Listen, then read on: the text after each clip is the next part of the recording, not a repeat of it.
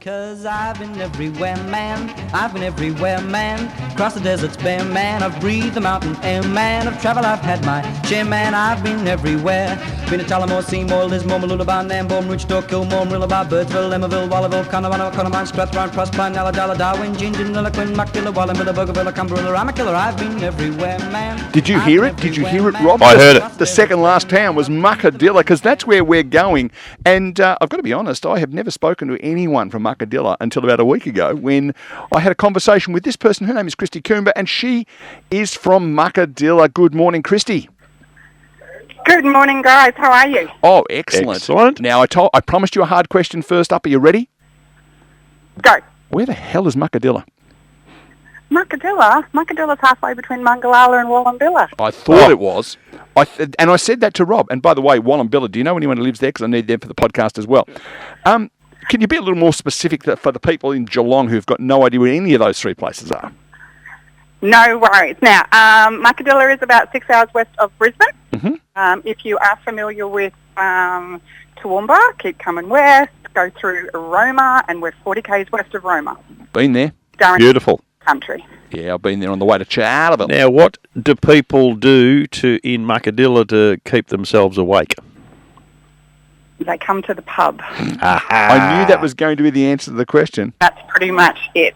That's it. I love it because, well, I shouldn't say all, but a lot of rural communities are based on the pub, and we have an example I've been in 2 examples of that recently where the community actually own the pub because they know the importance of it. So is Muckadilla like that?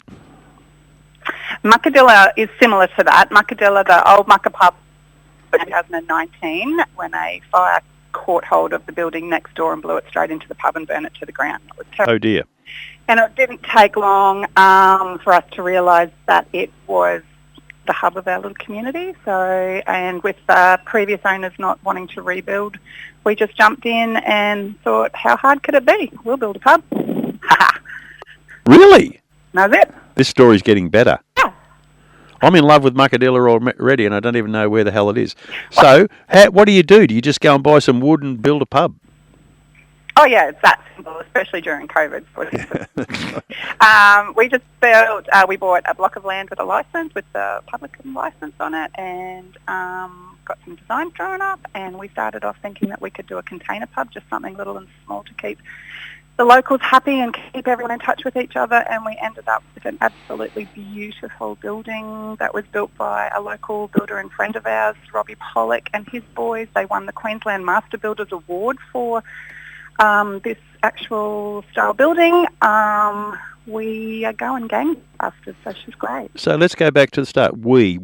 Who the hell is we, and how did you get the money? My husband and I did this, so yes. So these guys own the pub, Rob. I did this, so it's just the 2 of us doing it, so with a lot of help from a lot of other people. So yeah. So there was a huge element of community in it, but it was your little brainchild that perhaps many thought, oh, we should, but how can we? You just went and did it. Yes. Yeah, well. And then the next day what they did was, so the good folks around Muckadilla, obviously there's a bit of agricultural activity goes on around town?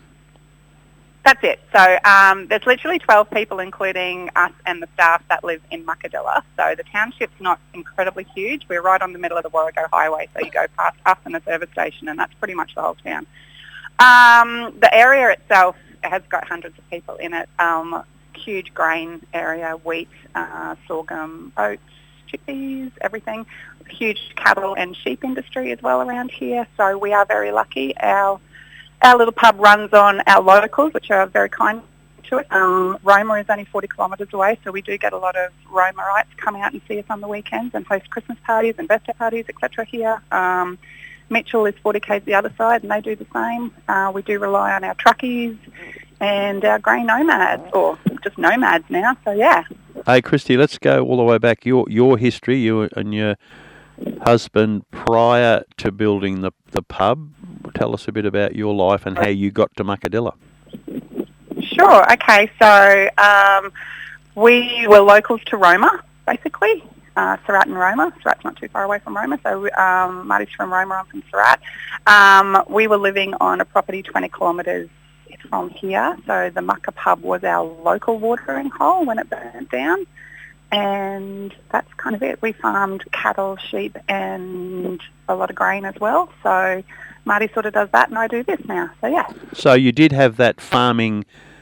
You had a farming background, so you understood the community, but you also probably on the farm had the financial backing to be able to take the punt. Because let's face it, it would had to have been a pretty serious financial punt that you took. A very serious financial punt. Yeah, see, Rob's never been to that part of the world. I've been to Roma. I've driven through Muckadilla. I think they're a reasonably thirsty population, though. They're good for business. Yeah, it's a popular thing. Yeah, no, very much characters. But no, well, good on you for firstly understand. And I'm sensing that when you were sitting down thinking about why we need to build a pub, it wouldn't have been that let's make $1 million, we'll build a pub in Muckadilla. It was probably the continuation of that social aspect that you'd both fallen in love with.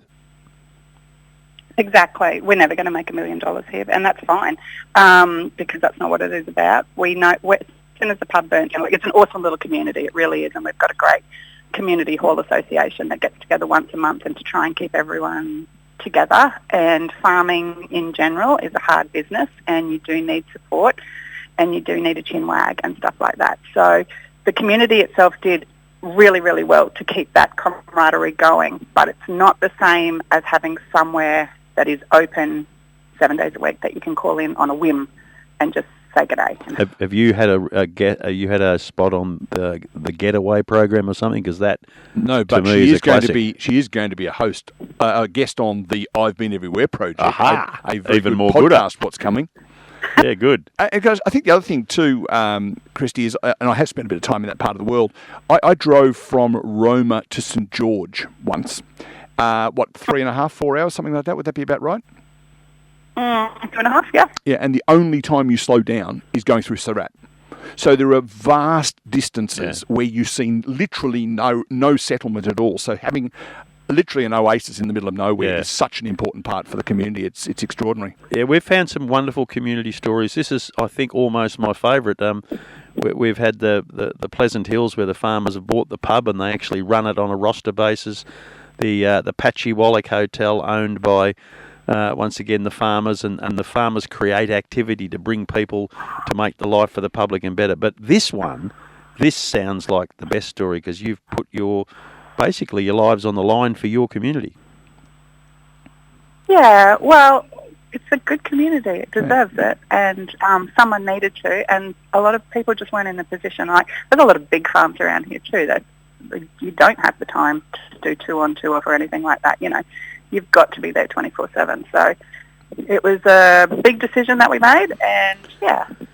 And it's got the best address of any place in the world, assuming that your Facebook address is correct. You know how in our street, you might have number 72 or 155 or even 49,122 Warrego Highway. That's impressive, isn't it? That's pretty good, huh? Yeah, and the funny thing is, Warrego Highway, Muckadilla, there's probably, 3 properties in total, and you've got number 49,122. That's impressive. Yeah, exactly.